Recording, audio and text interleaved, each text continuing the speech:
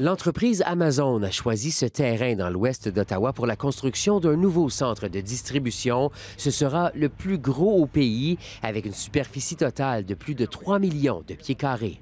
Si on regarde, Ottawa va desservir une population d'environ 20 millions de personnes qui vivent à moins de 400 kilomètres dans un rayon de distribution. Ce qui veut dire qu'il est plus que Montréal, qui est 10 millions, et Toronto, qui est 15 millions. Donc, en partant, stratégiquement, c'est bien placé. L'entreprise a déjà 2 centres de distribution dans la région, un dans l'est de la ville et un deuxième dans l'ouest. Le troisième entrepôt sera situé tout près de ce dernier. Si tu enrichis d'autres pays, c'est pas les nôtres. Donc, je pense que c'est le plus gros à aller avec ça.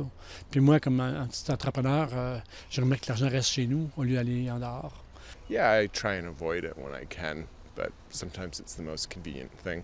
Ottawa needs jobs. Well, the whole country needs jobs. Même si ce nouvel espace va créer plus de 2000 emplois, des gens d'affaires s'inquiètent de son impact sur l'économie locale. C'est pas une entreprise qui stimule l'économie locale. Ça peut nuire à la survie des PME. Puis il faut se rappeler que la marchandise qu'on se procure d'Amazon provient de la Chine ou des États-Unis.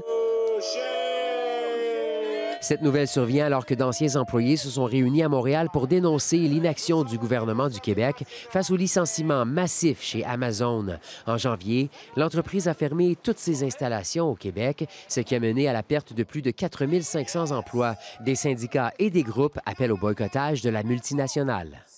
Le ministre de l'Emploi et Socio-Solidarité pas mettre en place un comité de reclassification pour les travailleurs pour aider à chercher le nouveau travail. Il faut vraiment la boycotter et puis là, que le gouvernement prenne les subventions qu'ils ont données à Amazon pour redonner ça aux gens qui ont perdu leur emploi, les aider là, convenablement. Selon le conseiller municipal du quartier qui est bien au fait du dossier, la construction du centre de distribution devrait être complétée à la fin 2026. Ici Frédéric Pepin, Radio-Canada, Ottawa.